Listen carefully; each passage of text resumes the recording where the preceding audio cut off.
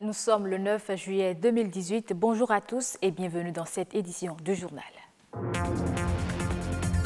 La gastronomie durable, une expression encore peu familière, mais qui participe de la sécurité et du maintien écologique. Une enseignante-chercheur de l'université d'Abomey-Calavi évoque dans ce journal les enjeux qui y sont liés.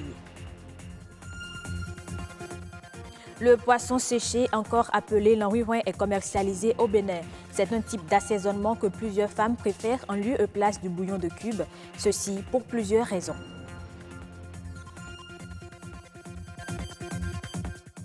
Et puis, comment les ménages vivent-ils cette période de la Coupe du Monde? Entre le père, la mère et l'enfant, qui détient la télécommande? Quel programme a la priorité? Réponse dans ce journal.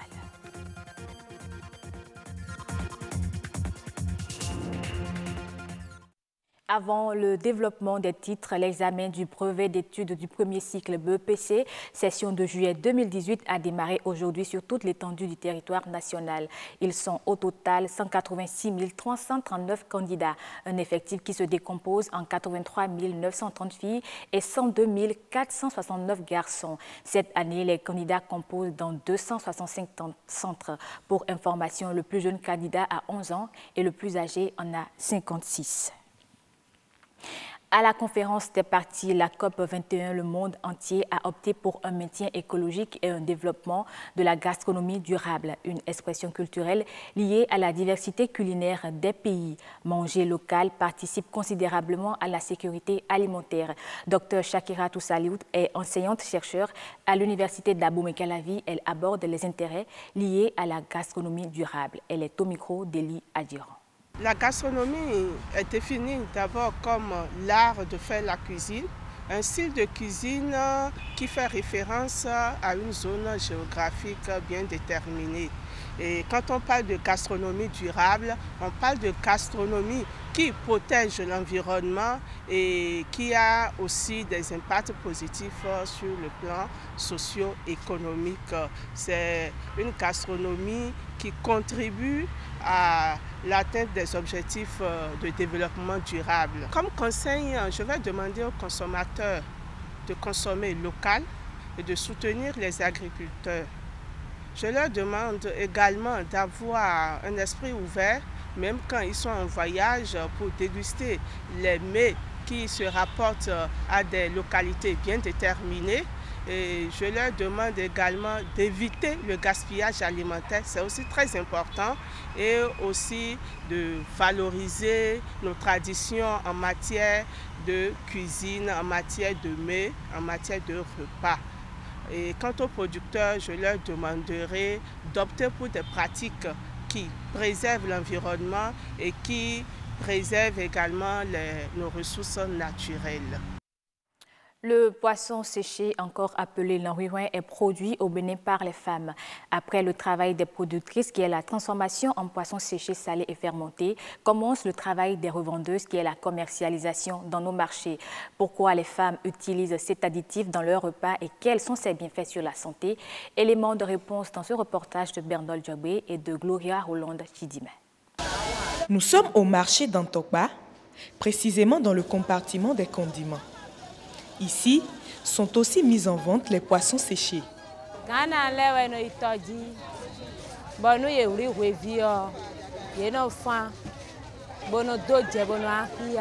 Ce sont les Ghanéennes qui font la transformation et l'on s'en approvisionne. Le l'enriouin peut tenir jusqu'à 6 mois.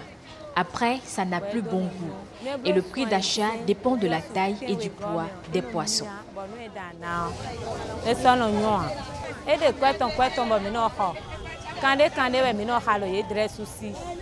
Nous avons rencontré des femmes qui ne manquent pas d'utiliser cet additif dans leurs repas. J'utilise beaucoup plus le poisson séché. Ces poissons sont indispensables pour la préparation des sauces gluantes. Ça donne un bon goût.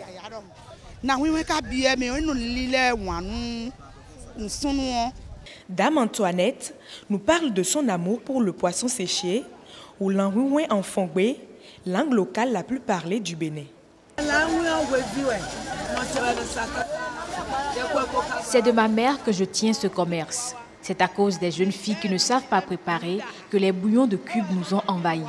Le langouin peut rester des mois sans se gâter. J'en prends même à Lomé s'il n'y en a pas ici.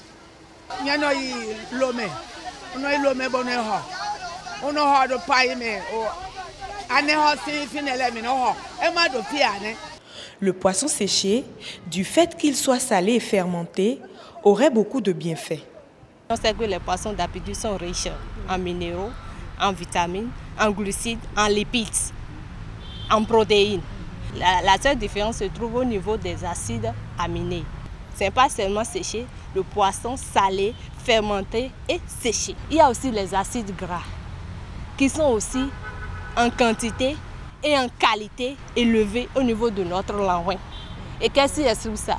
C'est les acides aminés libérés, c'est à partir de ça que ces acides gras sont synthétisés.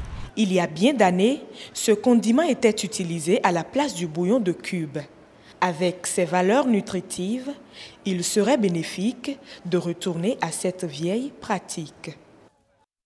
D'après le dernier rapport annuel de l'Agence internationale sur l'énergie et le gaz, la demande mondiale va augmenter en moyenne de 1,6% par an, atteignant un peu plus de 4 100 milliards de mètres cubes en 2023. Selon le même rapport, avant 2023, la Chine, l'une des plus grandes demandes industrielles, devrait devenir la plus grande importatrice, dépassant ainsi le Japon.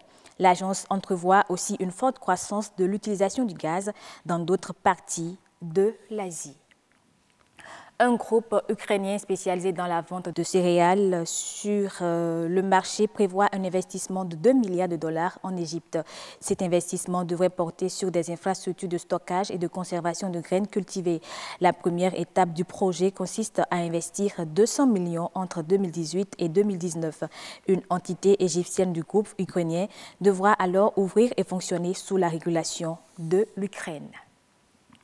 Comment la Coupe du Monde se vit-elle dans les ménages? Entre la femme qui ne veut pas rater ses feuilletons, l'enfant qui doit suivre ses dessins animés et l'homme qui doit savourer chaque instant des matchs, il faut parvenir à trouver un consensus, ce qui n'est pas toujours évident. Eman Rodrigue Amégan a visité un ménage. Voici ce qu'il nous rapporte. La télécommande a changé de main, ici dans ce ménage. Le temps du mondial, c'est Armel qui est passé maître de la gestion des moments de détente devant la télévision. Avec son épouse et ses enfants, ils ont trouvé un compromis. Avec madame, ça a été très simple. Elle préfère les réseaux sociaux. Donc, nous nous sommes entendus. Moi, je paye l'abonnement, la connexion.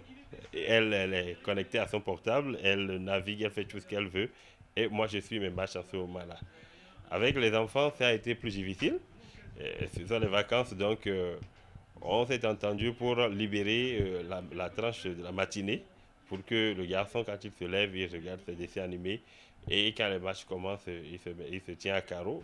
Un bouleversement structurel qui a pris effet depuis le 14 juin et viendra à expiration le 15 juillet prochain. Mais avant, chacun s'est adapté au nouveau code en vigueur, fruit du respect des clauses par les parties contractantes. Dans la matinée, j'arrive à suivre les rediffusions de mes feuilletons préférés. Et après, j'ai mon forfait Internet que j'ai négocié aussi avec lui. Il m'a assuré 1 mois de forfait Internet, donc je suis sur Internet tout le temps et puis ça va. Ça va, mais pas toujours. Certains matchs imposent de rester tard devant le petit écran et peuvent même affecter le moral en cas de défaite de l'équipe qu'on supporte. Et l'épouse d'Armel en fait régulièrement les frais. Les matchs de la soirée, généralement, quand ça commence, ça dure un peu, l'heure du dîner approche, elle vient, s'installe et elle suit. Elle supporte mon équipe pour me permettre de vite évoluer pour manger. Et quand mon équipe perd, généralement, elle mange toute seule. Mais pas de quoi la décourager. Elle ne supporte pas le Brésil, équipe pourtant intouchable de son époux. Moi, j'aime pas trop le Brésil. En ce moment, je ne suis pas branchée Brésil, mais lui, en tout cas, dans la maison, c'est Brésil à fond. Donc, j'espère que le Brésil va finir par perdre un peu et puis je vais me moquer de lui.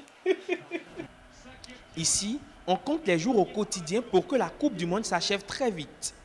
Même le jeune Gériel n'en peut plus. Je veux que la Coupe du Monde finisse vite pour que je retrouve mes dessins animés. Même discours du côté de sa mère. Lui, quand il suit ses matchs, il est vraiment à fond, c'est bruyant, il saute, il fait des commentaires et j'aime pas ça du tout. Donc, vivement que ça s'arrête et tout le monde sera content. Armel vit chaque rencontre, il n'en rate presque aucune. Sa famille est dans l'expectative, mais lui, à la fin d'un match, ses yeux sont déjà rivés sur le suivant. Fin de ce journal, merci de l'avoir suivi. Je vous retrouve avec plaisir à 19h45 pour d'autres informations.